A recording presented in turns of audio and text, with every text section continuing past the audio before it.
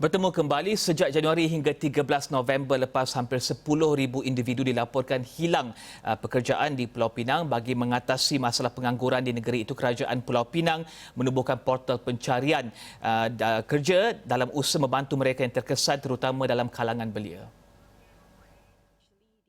Menurut Ketua Menterinya, Chow Kon Yeow, usaha itu akan dijayakan Pusat Bantuan Kerjaya dan Bakat Pulau Pinang. Dan pada bulan Jun tahun ini, PYDC atau Penang Youth Development Corporation telah wujudkan satu portal, career search portal untuk membantu rakyat khususnya belia untuk mencari kerja. Dan berdasarkan laporan dari Jobs Malaysia Center pada 30 Jun tahun ini, di negeri Pulau Pinang ada 5,485 kekosongan kerja. Dan negeri Pulau Pinang sebagai negeri yang menarik pelabur asing yang tertinggi dalam sektor pembuatan pada tahun ini dijangka akan mewujudkan 6,791 kerja baru di negeri kita.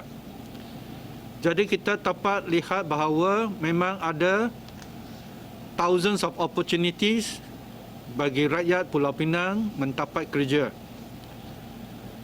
Dalam krisis COVID-19 ini, rakyat Pulau Pinang memerlukan bantuan bagi mendapat kerja supaya mereka dapat survive dalam cabaran ini.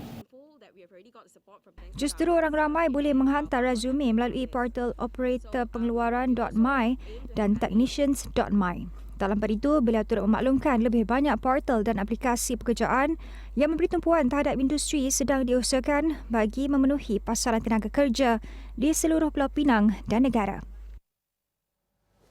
Dan sejak daripada pembentangan berkenaan, pelbagai angka utama ekonomi diumumkan termasuk kadar pengangguran yang kini berada pada sekitar 4.6%.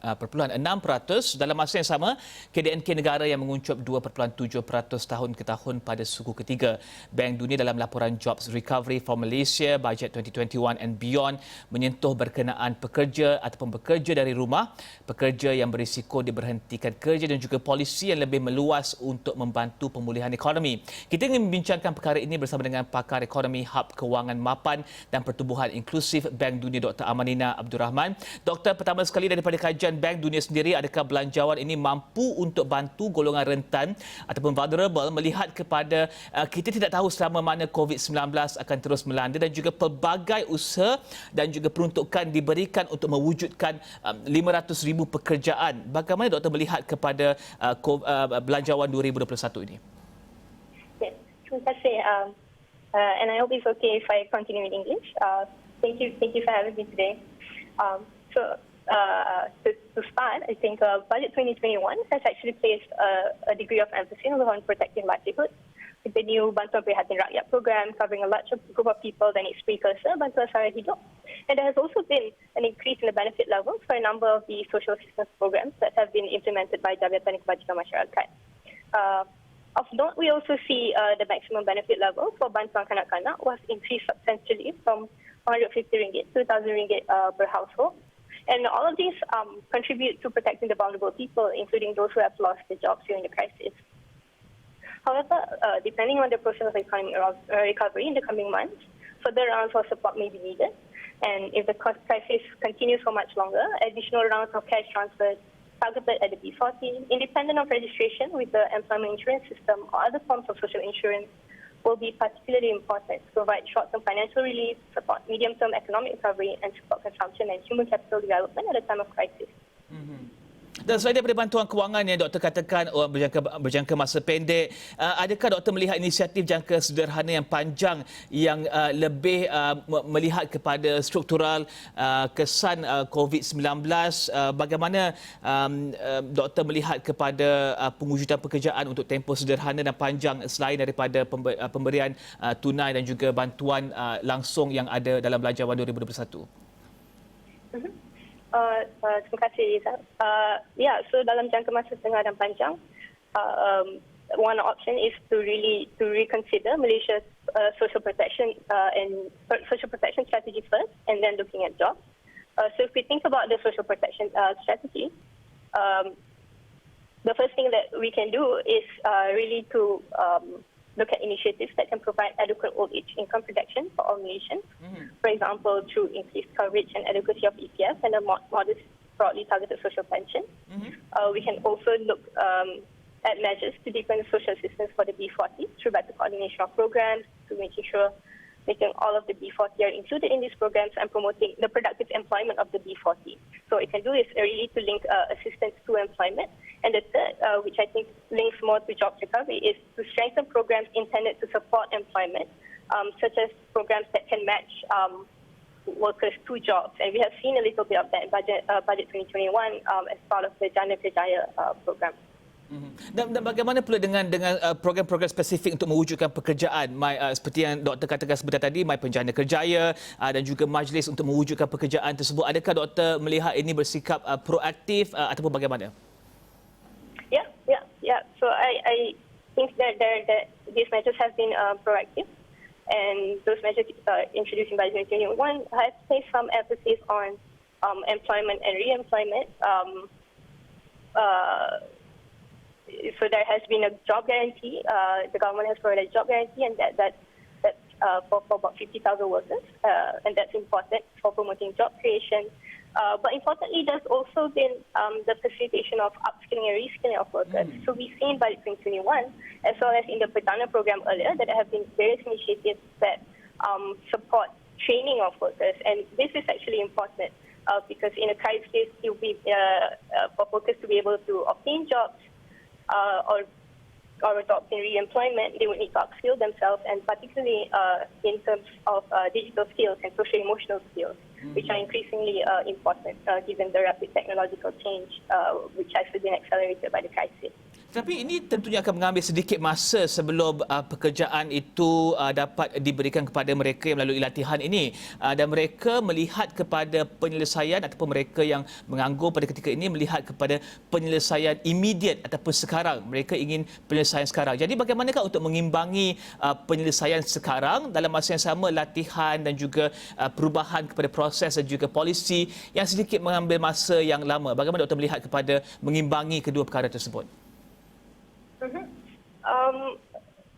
I guess that's where, like you said, a balance between protection and facilitation of upskilling is necessary, and so that's why we welcome very much. We welcome very much the increased social assistance in the budget, as well as Bantuan Prihatin Nasional, which we thought were very important in terms of protecting workers while they undergo this transition. Right, so we know that training takes time, and that workers and people really will have to maintain their livelihoods in this process, and so this protection is really important while they undergo this training, which, as you mentioned, is a longer-term strategy to be able to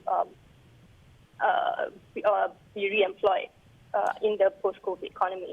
Dan izinkan saya teruskan dalam bahasa Inggeris. 64.5% of jobs in Malaysia cannot be performed from home, while about 50.9% require high levels of physical contact. Jadi apa nasib mereka yang tidak berada dalam kumpulan yang boleh kerja dari rumah ini? Bagaimana mereka juga tidak ketinggalan dalam perubahan yang melibatkan work from home pada ketika ini untuk memastikan bahawa kemahiran mereka, gaji mereka dan juga kedudukan mereka dalam sebuah organisasi tersebut tidak terjejas? Thank you very much, Rizal. And I think the first thing to acknowledge there is that one thing that the government has done to be able to protect people is to implement the wage subsidies. And so this has enabled people to retain their jobs, and that has been very important to protect people, including those with jobs that cannot be performed from home. But moving on, what's important to note is that this trend towards having jobs that cannot be performed from home is not something that's new. So the changes in the nature of jobs were actually underway already before the crisis. It has been brought about by the Fourth Industrial Revolution and the associated rapid technological advancement. The difference is, even though the nature of jobs have been changing towards jobs that can be performed from home, we were still performing them at the office. And so the current environment has forced people with jobs that can be performed from home to work from home. And so really, there really is a need for people to obtain the skills that enable them to do that. We also see businesses that survive to be those that have been able to digitalize, and that will be the same case for workers. Maaf, Doktor, ya, dalam laporan yang diberikan oleh Bank Dunia, ada juga menyatakan bahawa jobs recovery will require further proactive public policies that promote job retention and job creation by firms and that facilitate the upskilling and reskilling of workers. Doktor katakan sebentar tadi upskilling and reskilling of workers. Adakah Malaysia berada di landasan yang betul untuk latihan dan juga peningkatan kemahiran ini, dan juga melihat kembali kepada polisi pekerjaan yang aktif dan pantas untuk alihkan tenaga kerja kepada sektor yang memerlukan. Jika sektor A berkurangan permintaan pada ketika ini, sektor B tinggi permintaannya, kita boleh alihkan dengan pantas. Adakah polisi yang proaktif ini berada pada landasan yang betul ataupun ada wujud di Malaysia pada ketika ini? Thank you very much. So Malaysia has as we mentioned in the article, has taken the right steps in terms of trying to upskill and reskill workers and to ensure that they can become re-employed in the post-COVID economy. And not to repeat myself too much, but the reason I keep emphasizing on the skills, and particularly digital skills and social-emotional skills, is because these skills are those that are adaptable across sectors, right? So for whichever sectors that remain to be resilient in the post-COVID economy, workers that have these skills will be more likely to be able to obtain jobs. But we can also take further lessons, for example, from OECD countries. So OECD countries have strong employment services, and what employment services do is they match workers to jobs. And some of the best practices include profiling job seekers to determine the most appropriate interventions for different types of workers. Employment services also in the OECD countries offer specialized services to employers, and they also leverage technology to improve services in a cost-effective manner. So if our country can make efforts in this direction to strengthen the deployment of these types of services to match jobs to workers and provide them to both job seekers and employers, and provide stronger collaborations between industries as well as education and training institutes, this can go a long way to support workers to obtain jobs in sectors that are resilient in the post-COVID economy. Dan adakah ia harus dilakukan pada satu pusat, satu institusi sahaja, ataupun bagaimana? Kerana ketika ini terdapat pelbagai institusi yang bekerja keras untuk memastikan wujudnya pekerjaan untuk penganggur di luar sana. Bagaimana Dr. Lee melihat satu kepusatan ataupun the centralisation of this function ini? Yeah, so you're right. Right now, this function is being carried out by many parts of government, and it really does require a whole of government approach. Not one single agency can do it by itself. And so the National Jobs Council that was also announced in Budget 2021, I think that's very important to be able to coordinate the different initiatives that aim to support workers in terms of obtaining employment. Okey. Dan Doktor, terakhir sekali, Doktor, there's a medium ataupun menurut laporan Bank Dunia, there's a medium and long-term need for the government to diversify its revenue base and to increase its revenue collection through more progressive taxation. Bagaimana cara terbaik untuk tingkatkan kutipan dan hasil kerajaan dalam masa yang sama tidak rencatkan perbelanjaan pengguna dan juga perniagaan di tengah keadaan ekonomi semasa? Very much. So there are several ways that the government can increase revenue collection, and one of it is through increasing the progressivity of the personal income tax framework, so including revisiting the current system of reliefs and exemptions. We can also apply the current capital gains tax framework to other types of progressive tax, such as wealth tax. And another option that I would speak on a little bit more right now is to gradually remove SST exemptions and zero-rated non-essential items that are not within the B40 consumption basket. So if we do remove SST exemptions and these zero-rated non-essential items, so this can help to broaden indirect taxes, but will only have limited impact on low-income households. And importantly also, in the last 8 months, we have seen with the disbursement of Bantuan Prihatin Nasional during the crisis, low-income households can benefit from cash transfers instead of exemptions or zero rating of SST. So this would be one option to be able to improve the government's revenue source. And Okey, terima kasih Pakar Ekonomi dan juga Pakar Ekonomi Hub Kewangan Mapan dan juga Pertumbuhan Inklusif Bank Dunia Dr. Amanina Abdul Rahman membincangkan berkenaan dengan Belanjawan 2021.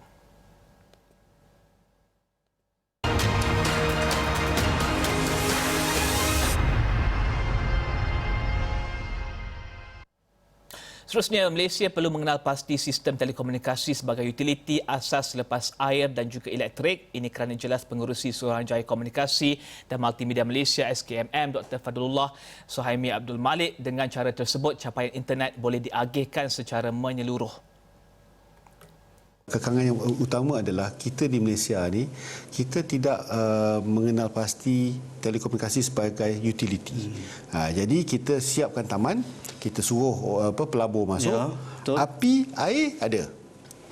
Telekomunikasi, tunggu dulu. Jadi bila tunggu dulu tu, itu jadi masalah.